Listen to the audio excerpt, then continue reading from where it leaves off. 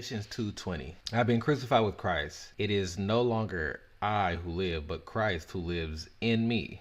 And the life I now live in the flesh, I live by faith in the Son of God, who loved me and gave himself for me. Dying to live. Dying to ourselves can feel like a bad thing.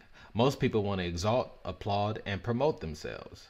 But in God's kingdom, dying to ourselves is essential. I have been crucified with Christ, and I no longer live, but Christ lives in me. The life I now live in the body, I live by faith in the Son of God, who loved me and gave his life for me. Galatians 2:20 NIV.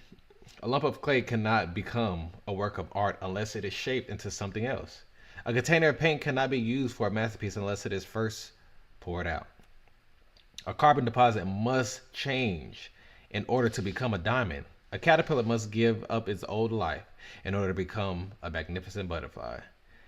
The invitation to die is actually an invitation to live. It's kind of like a backwards kingdom in a sense. When we give our lives to God, we're choosing to surrender our plans, our desires, and our gifts.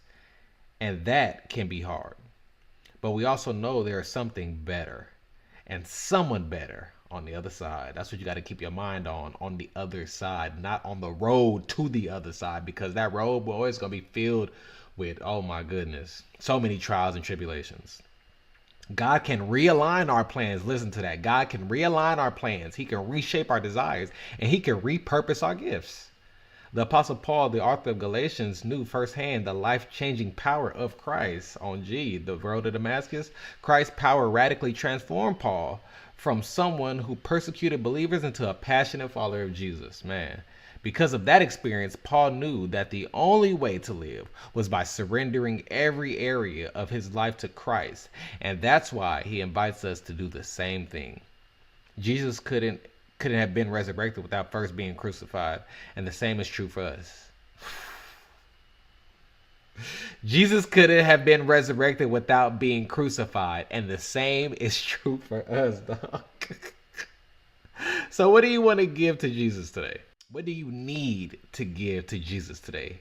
What behavior, habit, or thought do you need to crucify? Come as you are to Jesus and give him permission to transform and renew your life. Oh my goodness. Boy, this is peak.